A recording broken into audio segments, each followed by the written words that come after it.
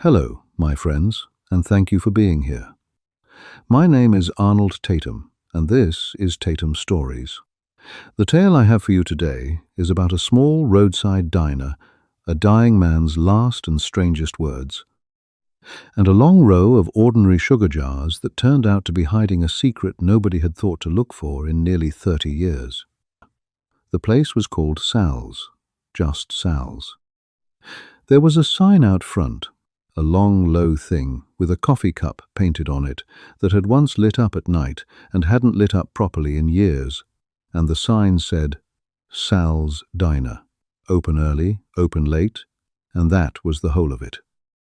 It sat on a corner where the old county road came into a town I'll call Ridgefield, and it had sat on that corner for 38 years, and in those 38 years it had served, by any honest reckoning, somewhere over 1 million breakfasts. I want to take a moment over the diner itself, because you have to love the place a little to understand the story, and I confess I love it more than a little, even though I never set foot in it, because there's something about a diner that gets right to the center of me. You know the kind I mean. The long counter with the swivel stools bolted to the floor, the ones the children always spin until somebody tells them to stop. The booths along the window with the cracked vinyl seats mended over with tape.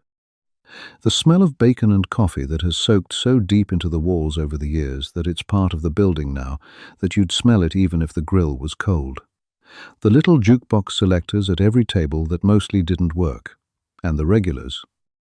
Always the regulars, the same faces in the same seats, at the same hours, year after year. Because a diner like Sal's isn't really a restaurant at all. It's the front room of a whole town. It's where the old men come to argue about nothing over coffee that gets refilled till noon. It's where the night shift workers come to thaw out at 4 in the morning. It's where a family goes after a funeral because nobody can face cooking, and where a boy takes a girl on a first nervous date, and where a man sits alone after his wife passes because the house is too quiet, and at least here there's noise and warmth and somebody who knows his name. That was Sal's. That's what we're talking about. Not a building, a heart with a roof on it. And the man whose name was on the sign was Salvatore Marchetti. Sal. And Sal Marchetti was the diner, in the way that some men simply are the thing they make. He'd come up the hard way, the son of immigrants, learned to cook in other men's kitchens, scrimped and saved for 20 years, and finally, in his late 30s, he'd had enough put by to open a little place of his own on a corner nobody wanted. He worked that grill himself, 6 days a week, before dawn till after dark, for 38 years. His hands were burned and scarred from a lifetime of hot steel and spitting fat.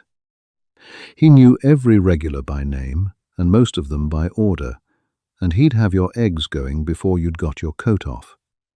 He fed people who couldn't pay, and told them to get it next time. And most of the time there was no next time, and he knew it, and he did it anyway. He was, by every account I've come across, one of the genuinely good ones, the salt of the earth. The kind of man a town is lucky to have, and usually doesn't know how lucky until he's gone.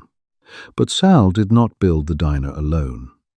And here we come to the second man in this story. And I'll be straight with you now, because there's no sense pretending otherwise. I do not care for the second man one bit. His name was Frank Doyle. Frank Doyle had been Sal's partner from the very beginning. They'd met young, the two of them, and they'd been the closest of friends for the better part of 40 years. And when Sal finally had the money to open his place, it was Frank who came in alongside him. 50-50, equal partners, the two of them shaking hands over it like brothers. And it made a kind of sense, the way it was split. Because Sal could cook like an angel, but Sal had no head at all for the business side of things. The books and the suppliers and the banking and the paperwork, and frankly no patience for it either. Sal wanted to be at the grill. That was where he was happy. And Frank, well, Frank was the other sort. Frank was charming, Frank was a talker. Frank wore a nice shirt and worked the front of the house and shook hands and remembered to ask after your mother, and Frank, crucially, handled the money. Frank ran the register, did the books, made the bank deposits, paid the suppliers, kept the accounts. Sal made the food and the soul of the place, and Frank ran the business side, and for a long, long time that arrangement worked beautifully. And the two of them were the best of friends, and Sal trusted Frank Doyle with every single dollar that came through the door. You can see, I expect, where a thing like that can go wrong. But hold that thought, because it went wrong slowly the way the worst things do, and I want to tell it to you in its proper order. Sal had a daughter. Her name was Gina Marchetti, and she was the apple of her father's eye, his only child, born late, after he and his wife had nearly given up hoping. Gina grew up in that diner, the same as the coal boy grew up in the scrapyard, if you've heard that story of mine, the same as so many of these children grow up in the family place. She did her homework in the back booth. She bussed tables for pocket money. She learned to run the register and pour coffee and call an order through to the kitchen before she was 12 years old.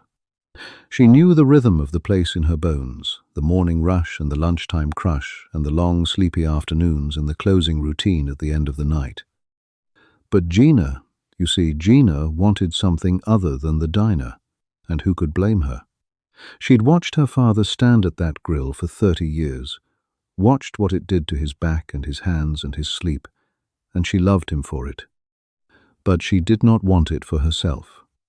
She was sharp, that girl, sharp and ambitious, and she went away to college, the first in the family, and she did well. And she made a life for herself in the city.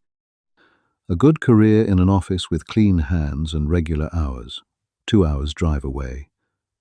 And there was nothing wrong in that, nothing at all. A father like Sal wants nothing more than for his child to have it easier than he did. He was proud of her. He told everyone who'd listen about his daughter in the city. But it meant that Gina drifted from the diner. Slowly, the way you do. She came back for the holidays, and for her mother's funeral when that came, far too soon, and for Sunday lunches when she could manage them. But the visits got further apart as the years went on, the way they do for all of us, with our own lives pulling at us. And when she did come back, she'd sit in the booth and talk to her father. But she didn't work the floor anymore. She didn't pour the coffee or run the register or call the orders through. And she certainly didn't stay for closing time, didn't do the closing chores, the wiping down and the mopping and the setting up for the morning and the refilling of the sugar jars. Why would she? That was the daily grind she'd worked so hard to leave behind. So she never saw the end of the day at Sal's anymore. She'd given that up long ago. And that, my friends, that small, ordinary fact, is the hinge this whole story turns on. Though it'll be a while yet before you see why. Now, let me tell you about the thing that was going wrong. All those years, quietly, under everyone's noses. Frank Doyle had been stealing from the diner, from his partner, from his best friend of 40 years. It had started small, the way it always does. A handful of dollars out of the register at the end of a busy night, before the count, money that simply never got written down, never got recorded, never made it onto the books or into the bank. A little skim off the top.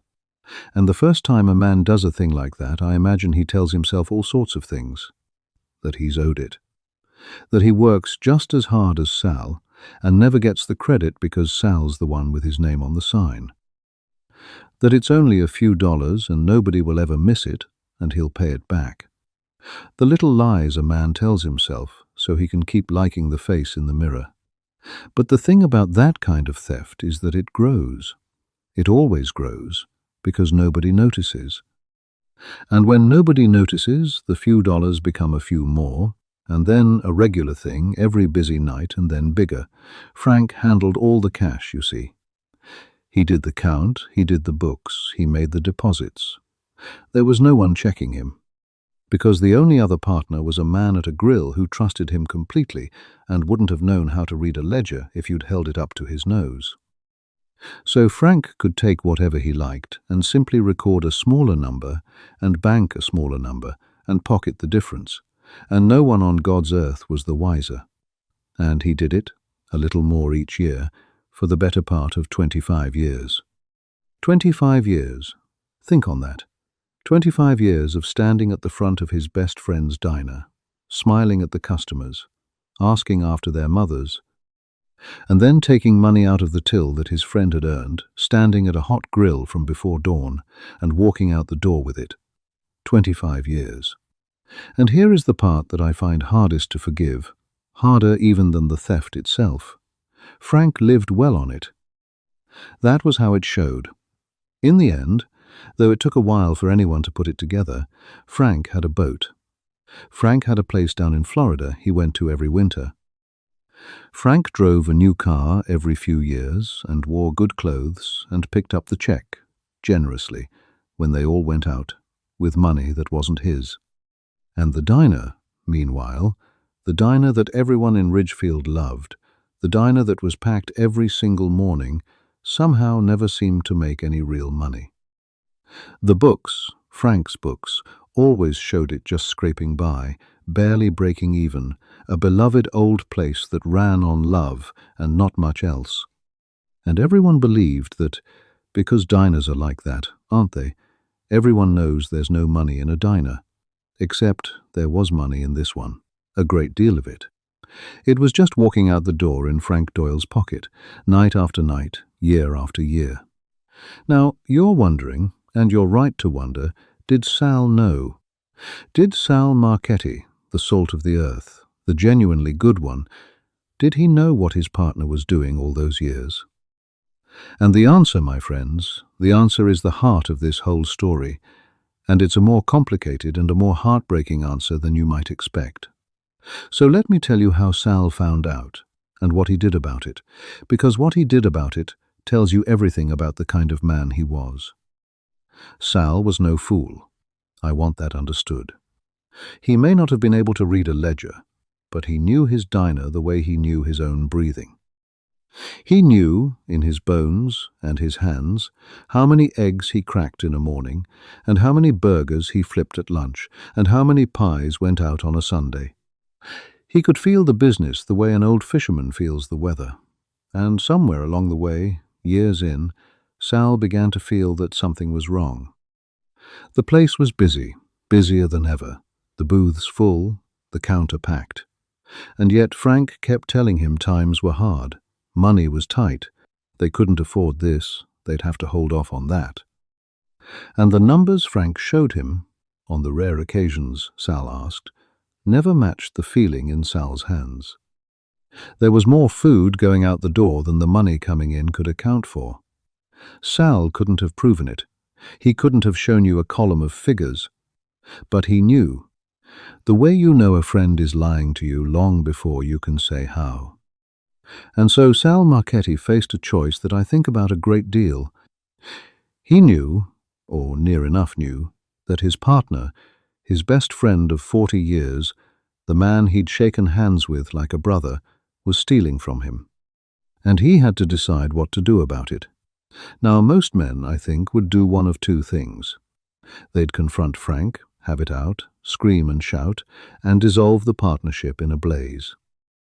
Or they'd go quietly to the police or to a lawyer and have Frank investigated and charged and hauled off. And either one of those, you'd say, would have been Sal's right, more than his right, justice. But Sal did neither.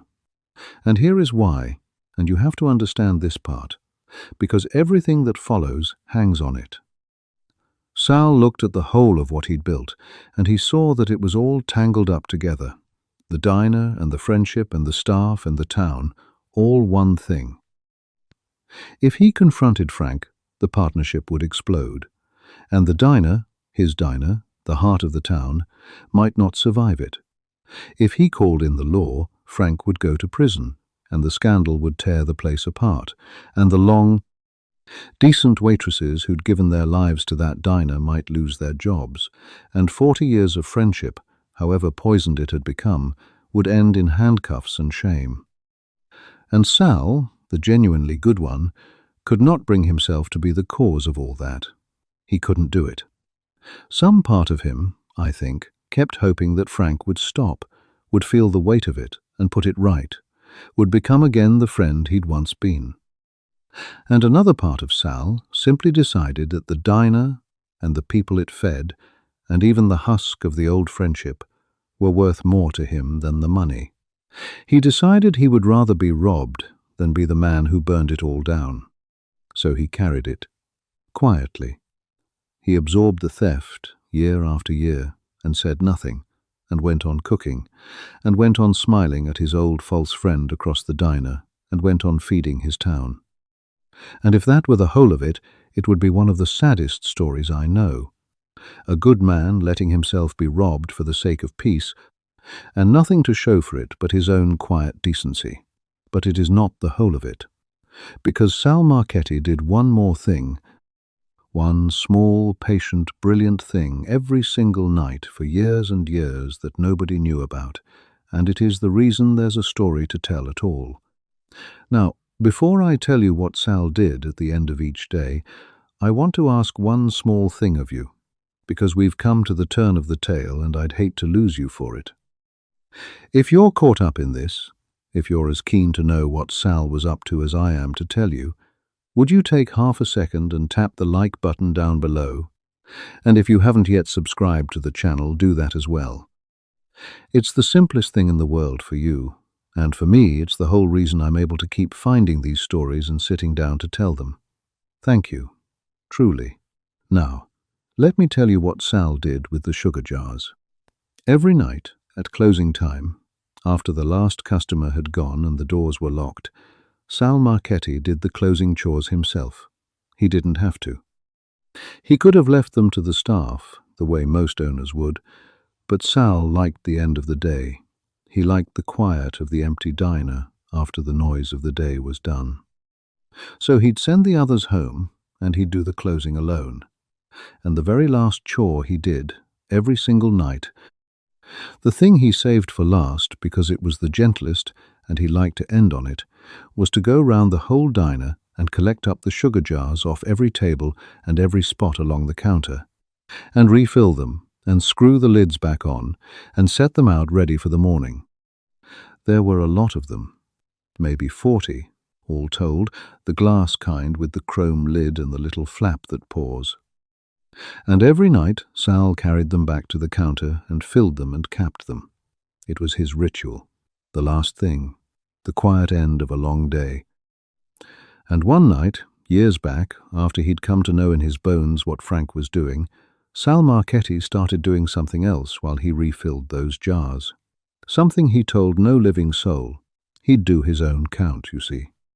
After Frank had gone home for the night, taking whatever he'd taken, Sal would quietly count the real money the diner had taken in that day, in his own slow way, against what he knew in his hands the day should have brought, and he'd work out as near as he could how much had gone missing that day, how much Frank had taken. And then he'd take a single dollar bill, an ordinary dollar bill, and on it, in his own hand, in pen, he'd write the date. And next to the date he'd write the number. The amount he reckoned had been stolen that day. And then he'd unscrew the lid of one of the sugar jars, and he'd fold that dollar bill up small, and he'd tape it to the inside of the lid, up under the chrome where the flap was, where you'd never see it, where you'd never think to look, and he'd screw the lid back on and set the jar out on the table, ready for the morning, with a dated record of his partner's theft hidden inside it. And then the next night he'd do it again. A new dollar bill, a new date, a new number, a new jar, night after night, for years. A secret, dated, day-by-day ledger of every dollar Frank Doyle had stolen, written on dollar bills in a dead-honest man's handwriting, and hidden inside the sugar jars of his own diner, on the tables, in plain sight, sitting under the noses of every customer and every waitress, and above all, sitting right under the nose of Frank Doyle himself, who poured sugar in his coffee from those very jars every single day, and never once, never in all those years, thought to look inside the lid. Why did Sal do it? Not for himself. He never used it. He never confronted Frank with it, never took it to the police, never did a single thing with it while he was alive. He just kept making the record, night after night, and saying nothing. And the reason he built that secret ledger and never used it is the most quietly heartbreaking thing in the whole of this tale. And you'll understand it fully in just a little while. But I'll tell you the short of it now. Sal made that record for Gina, for his daughter. Because Sal, the wise old man who knew his diner in his bones, knew something else in his bones too. He knew he wouldn't live forever. And he knew, with absolute certainty, exactly what Frank Doyle would do the moment Sal was in the ground. Frank would come for Gina. Frank would look at the grieving daughter who lived 2 hours away and knew nothing of the business. And Frank would show her his cooked books that made the diner look worthless. And Frank would offer to take her father's half off her hands for a song, and he would cheat her, his dead best friend's only child, the way he'd cheated her father for 25 years. Sal knew it as sure as he knew the sun would rise. And Sal could not protect his daughter with the official books because Frank controlled those and they were lies, so Sal protected her the only way he could. He built her the truth in secret and hid it where only a person who truly loved the diner, who'd do the humblest closing chore with her own hands, would ever find it. He left his girl a treasure and a map to it, and trusted that when the time came she'd follow it. And then Sal got sick. It was his pancreas, in the end, and it was quick and it was cruel, the way it so often is. And within a few months, the strong old man who'd stood at that grill for 38 years was lying in a hospital bed, grey and shrunken, with his daughter holding his hand. Gina had come home, of course. She'd taken leave from her work and she sat with him through those last weeks, and they talked about her mother, about the old days, about everything and nothing, the way you do. And Frank came too, Frank Doyle, sat by the bed with his sad face on, holding the hand of the man he'd robbed. And Sal let him, because what was the use now? And at the very end, in the last hours, when Sal was drifting in and out, and the words were getting hard for him, Gina leaned close to catch what her father was trying to tell her. She thought it would be something about her mother, perhaps, or about love, or some last piece of fatherly wisdom to carry with her. And Sal Marchetti looked up at his daughter with the last of his strength, and he gripped her hand. And the words he gave her, his last clear words on this earth, were these. He said, "Don't sell the diner, Gina. Don't sell the diner until you refill the sugar jars." And then he was gone. Gina sat there holding her father's hand, and she thought, the poor man, his mind's wandering at the end, the sugar jars. He'd spent his whole life on that diner, and at the very end it was the sugar jars he was thinking of, some small closing chore, the daily grind so deep in him that it was the last thing left. She wept, and she thought it was just the diner calling him home, and she let the strange words go. But she didn't forget them. You don't forget a thing like that. The last words your father ever speaks to you, you carry them, whether you understand them or not. The funeral was the largest Ridgefield had seen in years. The whole town came. They lined up out the door of the church, and they stood in the rain at the graveside. And afterward, of course, they went to the diner, because where else would you go to mourn Sal but Sal's? And Frank Doyle stood at the front of the diner that day, greeting the mourners, shaking the hands, asking after the mothers, playing the grieving partner, the last man standing of the great old friendship. He gave a little speech. He said Sal was like a brother to him. I'm told there wasn't a dry eye in the place. And Gina, numb with grief, believed every word, because why on earth wouldn't she? Frank was Uncle Frank. He'd been at her christening. He'd bounced her on his knee. He was the last link to her father. And it didn't take Frank Doyle 2 weeks after the funeral to come for her. He did it gently, I'll give him that. He was good at gentle. He took Gina to lunch, away from the diner, and he held her hand across the table, and he told her how much her father had loved her, and then, ever so softly, he got to the point. He said he knew the diner was the last thing she needed right now, with her busy life in the city, 2 hours away.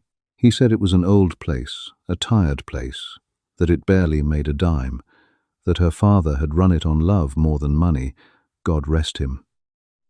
He said he didn't want her tied to it, didn't want it to be a weight around her neck for years, a thing she'd have to drive out to and worry over. And so, because he loved her like his own, he said, he wanted to make her an offer. He'd buy out her father's half, take the whole burden off her hands, give her a clean break and a bit of money to remember her dad by, and she could go back to her life and grieve in peace. And then he named a number.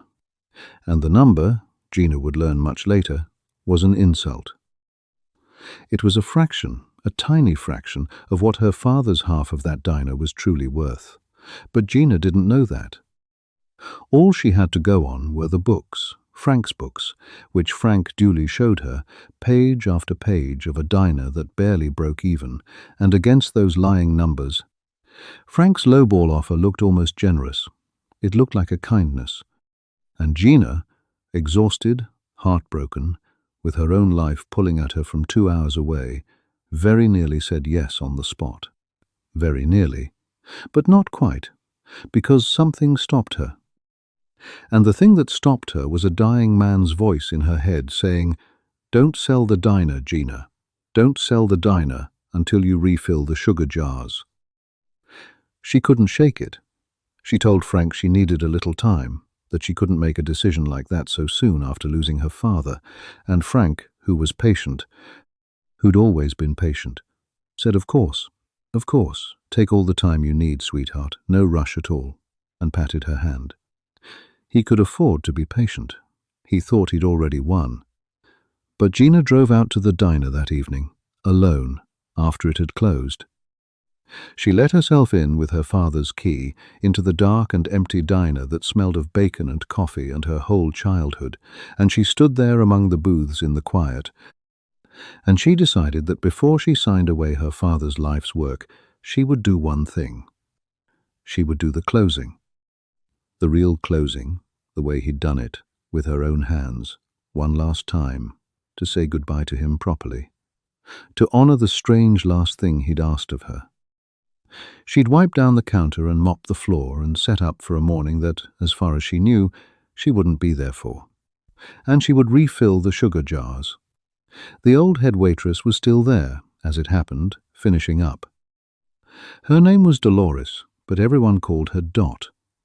And Dot had worked at Sal's for over 30 years, had loved Sal like a brother of her own, and trusted Frank Doyle about as far as she could throw him, though she'd never had a thing she could point to, just a feeling, the same feeling Sal had had.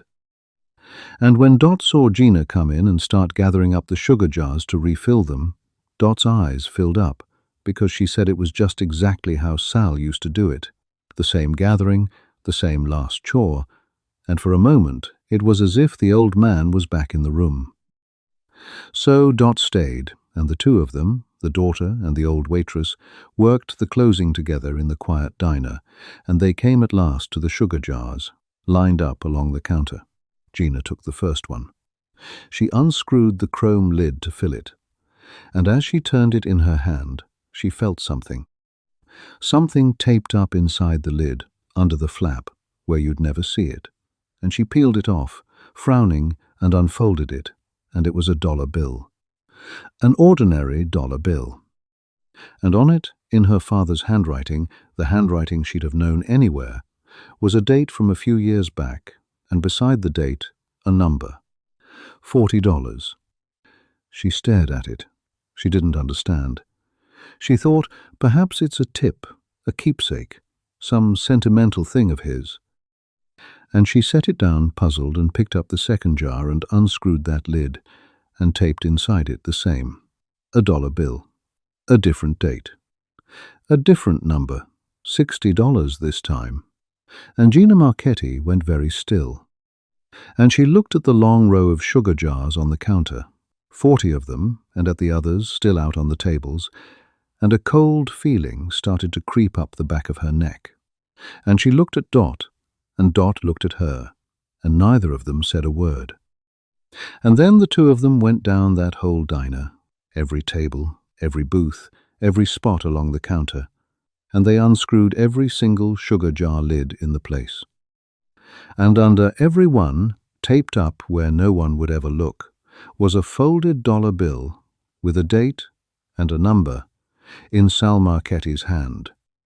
There were dozens of them, and when they understood, finally, what they were holding, when Gina laid them all out on the counter in order by their dates and saw the dates marching back year after year after year, the numbers adding and adding, that was the moment, my friends. That was the moment Gina Marchetti finally understood what her father had been trying to tell her with the last breath in his body. Don't sell the diner until you refill the sugar jars. He hadn't been rambling. He hadn't been a dying old man whose mind had drifted to a chore. He had been pointing her with the very last words he had to the truth he'd hidden for her in the one place she'd have to do the humble work to find. He had known she'd never look unless he told her to. He had known she'd given up the closing years ago. So he'd reached out from the edge of death to put her hands back on the jars. Gina sat down on one of the swivel stools at her father's counter, surrounded by the evidence of 25 years of theft, and she cried. But she cried differently than she had at the funeral. She told Dot, later, that at the funeral she'd cried for a father she'd lost, but on that stool she cried for a father she'd never fully known, a quiet, patient, wronged, and astonishingly loving man who had let himself be robbed for a quarter of a century rather than tear apart the world he'd built, and who had spent all those nights, alone, after everyone went home, writing the truth on dollar bills and hiding it in sugar jars. All of it, every night of it, for her. So that when the wolf came for his little girl, she would not be defenseless. She would have the truth. Now Gina was not, you'll remember, a woman with no head for things, the way her father had been. She had spent her life in offices.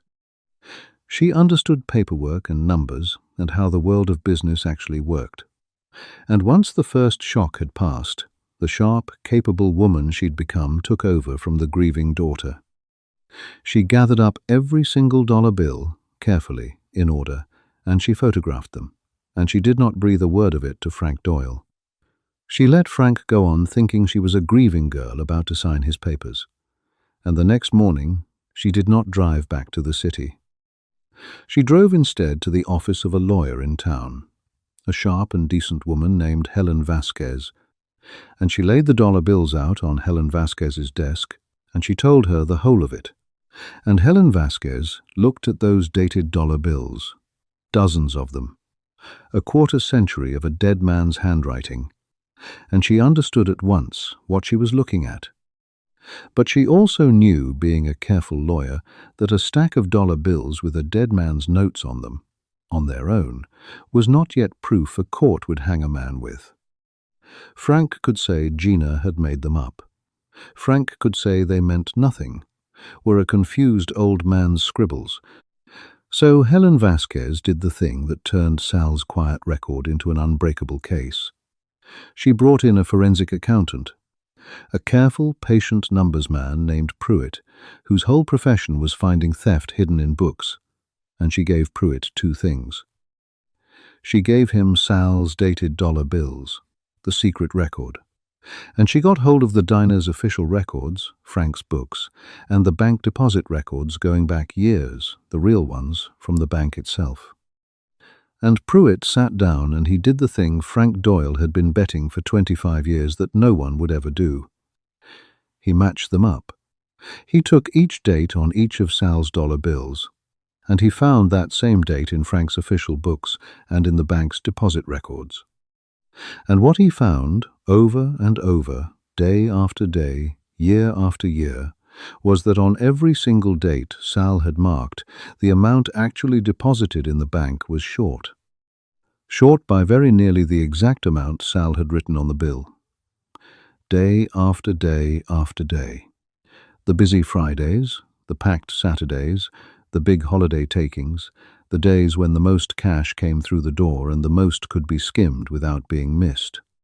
Every one of them short by the amount a dead man had quietly recorded on a dollar bill and hidden in a sugar jar. It was not a coincidence. It could not possibly be a coincidence. It was, as Pruitt put it to Helen Vasquez, the cleanest case of long-term embezzlement he had ever seen, and the most extraordinary, because the victim had reached out from his grave to hand them the whole thing, dated and itemized, on a plate, or rather, in a jar. And when Pruitt totaled it all up, every dated shortfall across the years that Sal had caught, and reckoned a careful estimate for the years before Sal started keeping the record, the sum that Frank Doyle had stolen from his best friend's diner came to over $600,000. $600,000 out of the till of a diner that Frank had been telling everyone, including its own owners, barely made a dime. And of course it barely made a dime on paper. Frank had been eating the difference for 25 years. The truth, which Pruitt laid out plain, was that Sal's was, and had always been, a thoroughly profitable little business. A gold mine of a corner diner that a whole town loved, and that Gina's inherited half of it was worth many, many times the insulting little number Frank had tried to buy her out for. He hadn't just stolen from Sal for 25 years. He'd been about to steal from Sal's daughter one final, enormous time by cheating her on the value of her own inheritance, using the very lie he'd built to hide all the rest. There was a letter, too. I should tell you about the letter because Gina found it a few days into all this, and it's the thing that lets you forgive the sadness of it. It wasn't in a jar. It was in the office, in her father's old desk, in an envelope with her name on it, and Sal must have written it, knowing she'd come looking once she understood the jars. In it, Sal told her, in his plain way, everything. That he'd known about Frank for years. That he'd chosen not to blow it all up, for the sake of the diner and the people in it, and even, he wrote, for the sake of what Frank used to be. Because a man doesn't stop loving his oldest friend just because that friend has gone bad. He only stops trusting him, and those are different things. He wrote that he'd carried it because he could afford to carry it, and the town couldn't afford to lose the diner. But then he wrote the part that Gina said she'll keep folded in her wallet till the day she dies. He wrote, "I could let him rob me, sweetheart, because I'm an old man and I made my peace with it, but I will not let him rob you, that I could not stand. So I left you the truth where he'd never look. Do with it whatever your heart tells you is right. Just don't let him take what's yours, and don't ever let anyone tell you this old place is worth nothing. It was never about the money, Gina. It was always about who you feed." And he signed it, "Your Pop." So now Gina Marchetti held all of it. The dollar bills, the forensic accounting, the bank records, the letter. $600,000 of proven theft and a dead man's testimony from beyond the grave. And she had a choice to make, the same choice, in a way, that her father had faced, only now with the proof in her hand. She could destroy Frank Doyle utterly, or she could do as her father had done and find some quieter path. What she did was this. She had Helen Vasquez arrange a meeting, just the four of them. Gina, Helen, the accountant Pruitt, and Frank Doyle, who came in expecting the poor deluded crook. That this was the meeting where the grieving girl finally signed his papers. He came in smiling. He'd brought the buyout contract, all ready for her to sign, and a pen, and that warm Uncle Frank face. And he sat down across the table from Gina, and he started in with the gentle talk about how this was for the best, how proud her father would be. And Gina let him talk for a moment, and then she slid one thing across the table to him. A single dollar bill with a date on it and a number, in Sal's handwriting. And she watched Frank Doyle's face. And Helen Vasquez said afterward that she had never in all her years in the law seen a man's face fall apart so completely and so fast. Because Frank knew that handwriting, and in an instant, watching that dollar bill slide across the table, Frank Doyle understood that the man he'd robbed for 25 years had not been the fool he'd taken him for, that Sal had known all along, that there was a record, and that it had found its way into the hands of the one person Frank had been about to cheat. The whole of it, 25 years of it, collapsing onto him in a single second across a table. He tried, for a minute, the things they always try. He blustered. He said it was nonsense, that those scribbles meant nothing, that Sal had been a confused old man.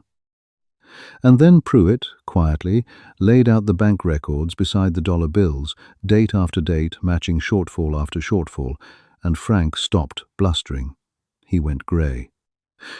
He tried then to plead. He said it had got away from him, that he'd always meant to pay it back, that he and Sal were like brothers, that surely they could keep this between themselves. For the sake of Sal's memory, for the sake of the diner, he begged, in the end. The charming man, begging across a table. And Gina Marchetti looked at the man who had been her Uncle Frank, who had bounced her on his knee, who had robbed her father blind for a quarter of a century, and stood up at his funeral and called him a brother, and who had then come, 2 weeks after they put her father in the ground, to cheat her one final time. And she did not scream, and she did not weep. She simply told him, in the plain way her father would have used, that there were 2 roads out of that room. On the first road, Frank signed over his entire half of the diner to her, every bit of it, as the first piece of paying back what he'd stolen, and he made arrangements to repay as much of the rest as he was able. And in return, she would not put what she had in front of the police and the whole of Ridgefield.